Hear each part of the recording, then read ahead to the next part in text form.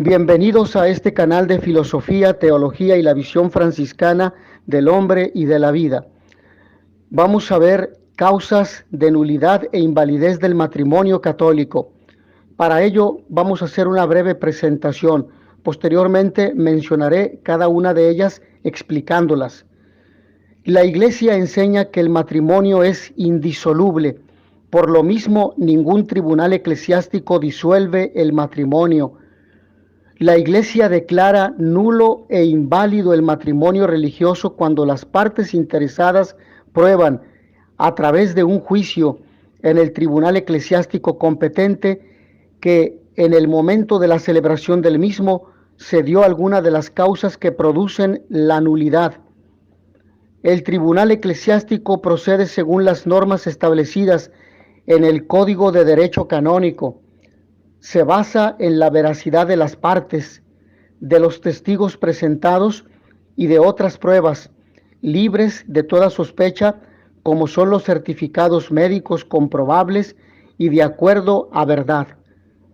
Por lo mismo, al presentar su escrito, la parte debe ajustarse a hechos objetivos y verdaderos. El hecho de presentar el escrito acusando la nulidad de matrimonio no significa que el matrimonio sea nulo. No es más que la base para introducir a estudio la posible nulidad, y por lo mismo el resultado puede ser: no consta de la nulidad del matrimonio. La parte solicitante o parte actora de ninguna manera puede programar celebración de nuevo matrimonio canónico sin que antes conste que efectivamente el matrimonio es nulo mediante una sentencia. En todo caso, cualquiera que sea la resolución del tribunal, la sentencia no afecta la condición de la prole, es decir, de los hijos. Aunque existen muchos motivos por los que un matrimonio puede ser considerado nulo, el Código de Derecho Canónico divide las causas en tres grandes grupos. Primera de ellas, los impedimentos, que son las circunstancias externas que hacen posible contraer matrimonio. Las circunstancias internas que afectan a la voluntad de quienes van a contraer matrimonio y hace este inválido, que son los vicios de consentimiento, y finalmente los defectos de forma, que son las formalidades que se deben seguir para contraer válidamente matrimonio. Cada una de estas tres causas generales se dividen a su vez en varios tipos. A continuación, les explicaré de manera general algunos de los motivos que contempla la Iglesia para admitir que el matrimonio, aunque celebrado, no sea considerado válido. Es importante, aunque ya lo hemos mencionado en otros videos cuando hemos hablado de los divorciados vueltos a casar, que en la Iglesia no hay divorcios, solo hay nulidad o invalidez del matrimonio. Muy bien, vayamos a la primera. Vamos a los impedimentos. Y aquí encontramos un primer aspecto en los impedimentos, en este primer núcleo o en este primer apartado. Y el primero de ellos es la falta de edad canónica. La edad para poder contraer válida y lícitamente matrimonio, a tenor de el canon 1083, el parágrafo 1, es de 16 años para el hombre y 14 para la mujer. No puede contraer matrimonio válido el varón antes de los 16 años cumplidos, ni la mujer antes de los 14 también cumplidos. Segundo impedimento, disparidad de cultos, es decir, una parte es bautizada y la otra no. A tenor del canon 1086 en el parágrafo 1, es inválido el matrimonio entre dos personas, una de las cuales fue bautizada en la Iglesia Católica o recibida en su seno, y la otra no bautizada. Recordemos que las personas tienen que ser, para recibir válidamente o lícitamente el sacramento del matrimonio tienen que tener los sacramentos de iniciación cristiana, es decir, bautismo, confirmación y primera comunión. Y evidentemente se solicita que procuren el sacramento de la confesión antes del sacramento del matrimonio.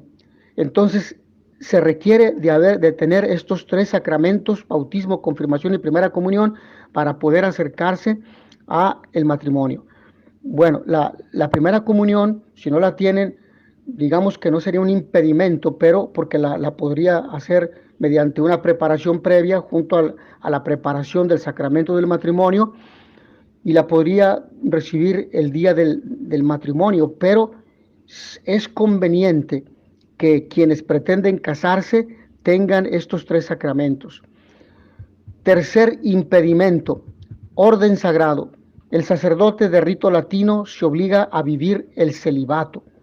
A tenor del canon 1087, atentan inválidamente el matrimonio quienes han recibido las órdenes sagradas, el diácono, el presbítero y el episcopo u obispo. Cuarto impedimento, voto público y perpetuo de castidad en institutos de vida consagrada. Esto lo dice el canon 1088. Atentan inválidamente el matrimonio quienes están vinculados por voto público perpetuo de castidad en un instituto religioso. Quinto impedimento, el rapto. Y esto nos lo presenta el canon 1089. No puede haber matrimonio entre un hombre y una mujer raptada o al menos retenida con miras a contraer matrimonio con ella, a no ser que después la mujer, separada del raptor y hallándose en lugar seguro y libre, elija voluntariamente el matrimonio. Sexto impedimento, crimen. Lo dice el canon 1090 en el parágrafo 1. Quien con el fin de contraer matrimonio con una determinada persona causa la muerte del cónyuge de esta o de su propio cónyuge, atenta inválidamente ese matrimonio. También lo dice, esto del parágrafo 1 del canon 1090. Ahora bien, de ese mismo canon 1090, el parágrafo 2 nos dice lo siguiente: también atentan inválidamente el matrimonio entre sí quienes con una cooperación mutua, física o moral, causaron la muerte del cónyuge. Es decir, no participaron ellos directamente, pero ellos mandaron quitarle la vida a aquellas personas que se interponían para que ellos contrajeran matrimonio. Séptimo impedimento, afinidad, canon 1092. La afinidad en línea recta dirime el matrimonio en cualquier grado. En el caso de los niños, por ejemplo, adoptados, no se pueden casar con ellos. Impedimento número 8, pública honestidad. Y esto lo establece el canon 1093. El impedimento de pública honestidad surge del matrimonio inválido después de instaurada la vida en común o del concubinato notorio o público, y dirime el matrimonio en el primer grado de línea recta entre el varón y las consanguíneas de la mujer y viceversa. Impedimento número 9, parentesco legal. Canon 1094. No pueden contraer válidamente matrimonio entre sí quienes están unidos por parentesco legal proveniente de la adopción, en línea recta o en segundo grado de línea colateral. Impedimento número 10. Impedimento de impotencia entre el varón como la mujer, canon 1084. Se trata de una circunstancia personal que impide que se pueda realizar el acto conyugal de modo natural. En el caso del varón, debe ser capaz de erección, penetración y eyaculación para que el matrimonio se pueda consumar. Si falta alguna de estas tres cosas, esa persona es impotente aunque fuera capaz de engendrar hijos. En el caso de la mujer puede darse la circunstancia de padecer frigidez. Impedimento número 11, que es el impedimento de vínculo, y esto lo determina el canon 1085. Si una persona está casada canónicamente y sin que lo sepa nadie consigue contraer nuevamente matrimonio, por ejemplo, en una ciudad o un país distinto, ese segundo matrimonio es nulo, ya que estaba vinculado con anterioridad a otra persona. Impedimento número 12 es el impedimento de consanguinidad establecido por el canon 1091. Entre dos hermanos del mismo padre y de la misma madre no se puede contraer matrimonio porque hay un impedimento de derecho natural. Son familia, son hermanos de sangre. En el caso de primos hermanos, el obispo puede dispensar ese impedimento, pero eso queda a tenor del obispo diocesano. En el primer caso, en cambio, no.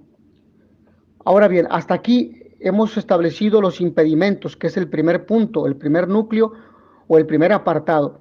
Vamos al segundo núcleo o apartado, que son los vicios del consentimiento. Primer vicio, vicio de consentimiento por carecer de uso de razón. Canon 1095, parágrafo 1. Puede darse el caso que una persona, aún siendo mayor de edad, no tenga uso de razón suficiente debido a una enfermedad psíquica. Esa persona no puede manifestar un consentimiento válido, por lo que ese matrimonio celebrado puede considerarse nulo por vicio de consentimiento. Segundo vicio es el de consentimiento por grave defecto de discreción de juicio, y aquí lo establece el canon 1095 en el parágrafo 2. Se puede dar en el caso de una pareja de novios que después de 2 años de noviazgo, ella se da cuenta de que está embarazada. Los padres, al enterarse de la noticia, presionan a los jóvenes para que se casen, pese a que ellos no están decididos. Si durante el proceso se logra probar que uno o los dos no han sido libres internamente para manifestar el consentimiento, ese matrimonio puede declararse nulo. Tercero, nulidad por incapacidad para asumir las obligaciones esenciales del matrimonio por causas de naturaleza psíquica. Canon 1095, parágrafo 3. Se trata de los casos de grave inmadurez a la hora de contraer matrimonio y cuyo diagnóstico se obtiene a través de pruebas psicológicas y psiquiátricas. Por ejemplo, la dependencia psicológica de uno de los cónyuges al padre, madre, hermano o amigo, la existencia de un trastorno de personalidad que, pese a no ser considerado una enfermedad mental, sí incapacita a la persona para desarrollar sus deberes conyugales. Y ahí encontramos a personas que no cumplen con su obligación, su responsabilidad de manutención, que no trabajan, no quieren trabajar, que no se hacen cargo de sus hijos ni de su pareja. Entonces, o que incluso existen, por ejemplo, problemas de adicciones. Entonces, ahí precisamente están o entran estos ejemplos. Cuarto, error acerca de la persona. Canon 1097. Se daba más comúnmente en la Edad Media, cuando los reyes pactaban un matrimonio y los futuros cónyuges se veían por primera vez el día de la boda. Aunque esto no es tan lejano, porque en algunos pueblos o rancherías de comunidades, por ejemplo, parroquiales de lugares rurales, aún permanece esto todavía. Allí se daban cuenta que la persona se había presentado o que la persona que se había presentado no era el futuro esposo o esposa. Hoy día es difícil que se produzca esto, pero podría darse el caso de celebrarse un matrimonio por procurador o cuando la pareja no se ha conocido suficientemente durante el periodo, en ocasiones breve y superficial, del noviazgo.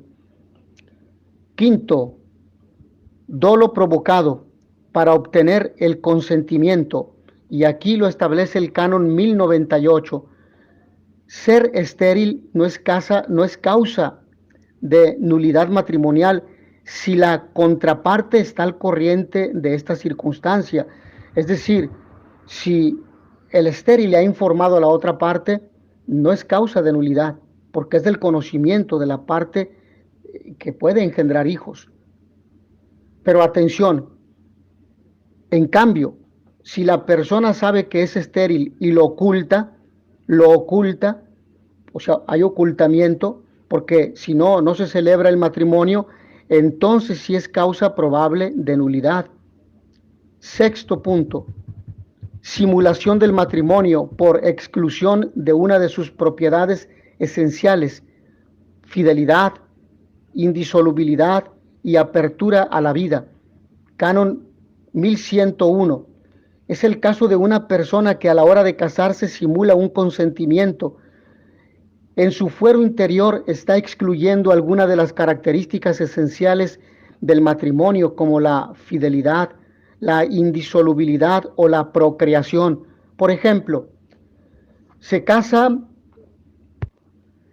pero no con la intención de tener hijos y su cónyuge no lo sabe, lo oculta. El problema en estos casos es la prueba, pero normalmente suele haber testigos que probablemente han oído a alguna de las partes manifestar sus verdaderas intenciones. Séptimo y último de este segundo apartado, ignorancia de las propiedades esenciales del matrimonio, a tenor del canon 1096, parágrafo 1. Para que pueda haber consentimiento matrimonial, es necesario que los contrayentes no ignoren, al menos, que el matrimonio es un consorcio permanente entre un hombre, un varón y una mujer, ordenado a la procreación de la prole, es decir, de los hijos, mediante una cierta cooperación sexual. Y el parágrafo 2 establece lo siguiente: esta ignorancia no se presume después de la pubertad. Entonces es bueno tener en cuenta, conocer estos aspectos. Vamos al tercer apartado o núcleo de nuestra exposición. Defectos de forma. Defectos de forma. El defecto de forma que se establece en el canon 1108 es una de las causas menos frecuentes, pero sí se dan. Y se da, por ejemplo, cuando una boda se celebra por otro sacerdote distinto al párroco sin la delegación correspondiente. Si no existe esa delegación, hay un defecto de forma y el matrimonio podría, dependiendo el caso, ser declarado nulo. También si no hay dos testigos. Si no hay testigos, también podría ser declarado nulo. Ahora bien, hasta aquí respecto a la exposición de las causas que pueden determinar la nulidad e invalidez del matrimonio católico.